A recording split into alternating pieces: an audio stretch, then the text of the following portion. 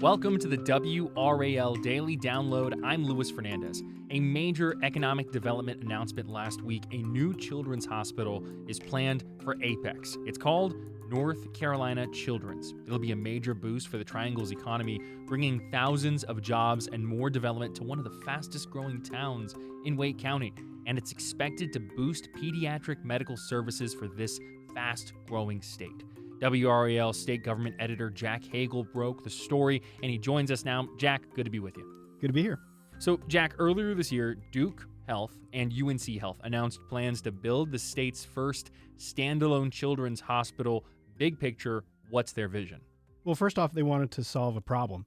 There were not enough pediatric beds in the state. The state is a fast-growing state, a lot of young families here, a lot of kids, and the state is growing at a pace that the medical side of things wasn't able to keep up. So they saw this need, and they wanted to add more pediatric beds. But as part of that, they saw this opportunity to also create a specific place that's focused on pediatric health. Duke and UNC have these, renowned medical centers, programs, med schools, these hospital systems. They figured, we've got experts, some of the brightest people in this field. Why not put them under the same roof in a place designed for kids so that we can not only treat some of these complex illnesses, but also research this stuff, do clinical trials, and just share knowledge and with the idea of making this a place to learn and improve children's health over time. So you mentioned the problem. Let's hone in on that for a second. Where is pediatric care provided now in the state? Well, right now it's at general hospitals. If you have a sick kid or a sick adult or whomever, you go to the hospital. These hospitals have pediatric care units, maybe these sections of these hospitals that treat kids. And so for now, I mean, that works, but I think they saw this, the research component of this was the real opportunity that they saw. There's also another place they go for care. It's out of state. If there aren't the beds here, or if there aren't places for specialists that maybe focus on a particular type of illness, sometimes these families have to travel out of state to other places in the country with children's hospitals that treat these kinds of complex diseases. So right now what's happening is if they don't have a bed or there isn't a service to care for whatever their disorder or their illness is, they might have to just go out of state. So that's another component here. So the latest news, which WRAL broke on Wednesday, is that they're going to build the hospital in Apex, the peak of good living, as they say, in western Wake County. Why Apex, Jack? Well, there are really three main reasons: roads, land, and timing. They wanted to have this in the middle of a big road network. They want to, like any hospital, you want to be able to get to it. But because this is going to be a resource for the state and for the region, they wanted it to also be close to air travel. So if someone's coming from, say, South Carolina or Virginia or further out, or if they just need to be here quickly, they saw that as an important thing. And the site where they're at, this is a development called Veridea, is right in between three major roads, NC 55, US 1, and NC 540, which is this big road that loops all the way around Wake County, which is one of the biggest in the state, and connects all those major roads. So they saw those as important things. And so the other thing is that they wanted land. There isn't a ton of extra big acre properties in Wake County. This region has grown so much, and that land is highly coveted by commercial developers, office developers, residential developers. And so they had this big property out in Apex between these roads. It's an 1,100 acre site. They wanted 200 acres. They're going to actually get 230 out of it. So there was that ability. And also the good, nice part of that for the hospital is that it's kind of like a blank canvas. There's a lot of stuff that can be built around it: amenities, hotel rooms, shops, restaurants, even homes. So they saw that as a good opportunity. The other thing is timing. This property, it already has its zoning. That kind of thing can take a long time. And it's also, the developers have done some infrastructure work, another thing that just kind of, it's not very sexy, but it takes a long time too. So with that out of the way, and that could sort of speed development along. They want to get this thing out of the ground in 2027. They want to have it built 6 years after that, so the early 2030s. So that was important to them too. All right, let's go ahead and take a quick break. When we come back, we'll hear about how the state's first standalone children's hospital could impact the local economy. Stick around. Welcome back to the WRAL Daily Download. We're talking with WRAL State Government Editor Jack Hagel about plans for a new children's hospital in Apex. Jack, you reported that North Carolina Children's is one of the state's biggest economic development deals. So what are the numbers? That's right. Anytime you have a big project like a hospital or a university, it's already a big deal, and it's going to spur even more development. The hospital alone, they expect to create 8,000 direct jobs in Western Wake County. So people who would be working at and around the hospital full time, basically those are coming and staying jobs. They also expect about 18,000 indirect jobs, things like construction jobs, things like that are going to go into sort of building not only this hospital, but then also maybe some of the other ancillary developments around it. They think that if it's fully built out, we're looking at $27 billion added to the state's economy. That's an astronomical number, and it's a huge boost not only for Wake County, obviously for the town, but for the state.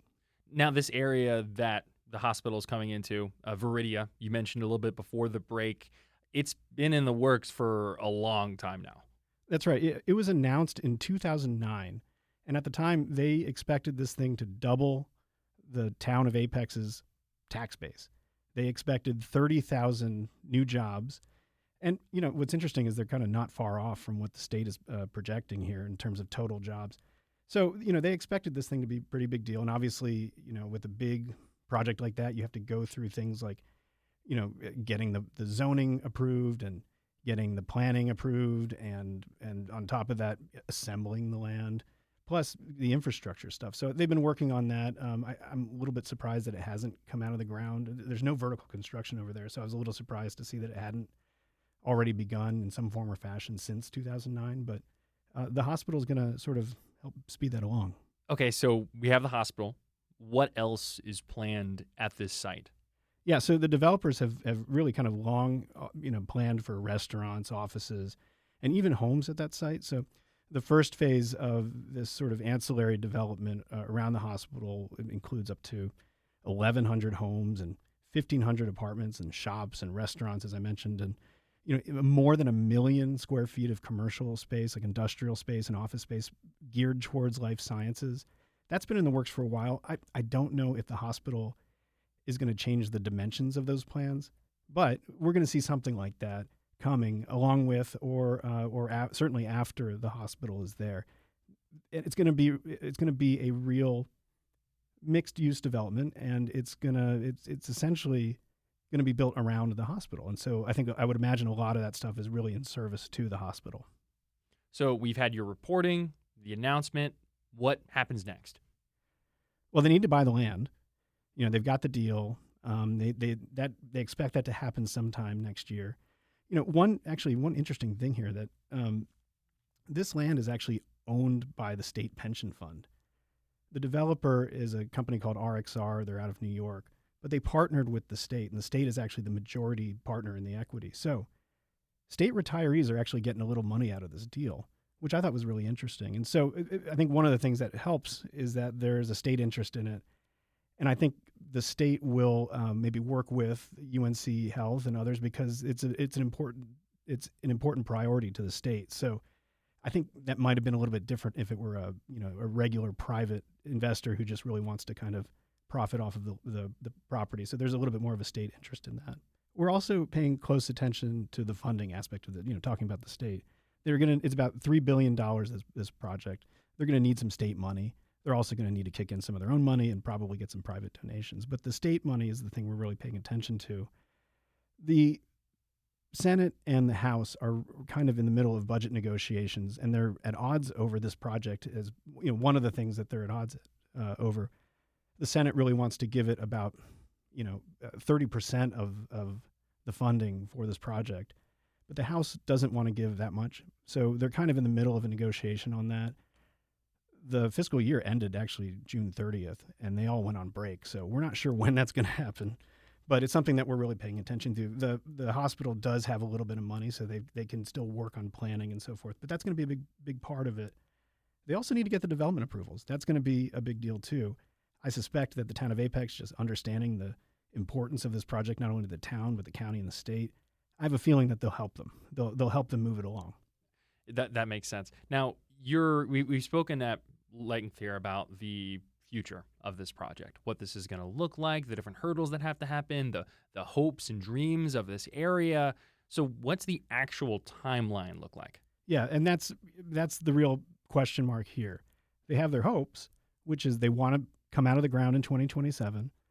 They expect, if that happens, to have it built within 6 years. I've looked at a lot of these projects over the course of my career. I can't remember a time when a project was actually built on time. I mean, I'm sure it's happened, but I think they need the stars to align for that to happen. That will include the budget. So we don't know when that's going to happen. I did speak with Governor Josh Stein recently. He seems to think that they will come to an agreement, and with that agreement, there will be funding for this hospital. He knows that it's a big deal. I think the House and the Senate also know that it's a big deal. So I would imagine that gets solved. It will just be interesting to see how it's solved and how much money is going to go into it. There's also a little bit of a wild card in there, too, in that the state is paying for some of this through a Medicaid reimbursement. We got all this money for expanding Medicaid recently, and now that's in question because there's some federal legislation, Trump's One Big Beautiful Bill, that would cut Medicaid from the state, and that could put that in jeopardy if they decide to take that money back. So that's another thing that we're paying attention to. So those are two big wild cards that we're watching right now. Going to be interesting to see how all this comes together. Thank you so much, Jack. You bet. That's WRAL State Government Editor Jack Hagel for his coverage of the new Children's Hospital. And for all of our economic development news, go to WRAL.com. I'm Luis Fernandez. Thanks for joining us, and thanks for listening to the WRAL Daily Download and for making us part of your morning routine. Another great way to get WRAL news is the Morning Briefing newsletter. It's a daily email with Triangle news, events, and headlines to help you get ready for the day. Sign up at WRAL.com/newsletter.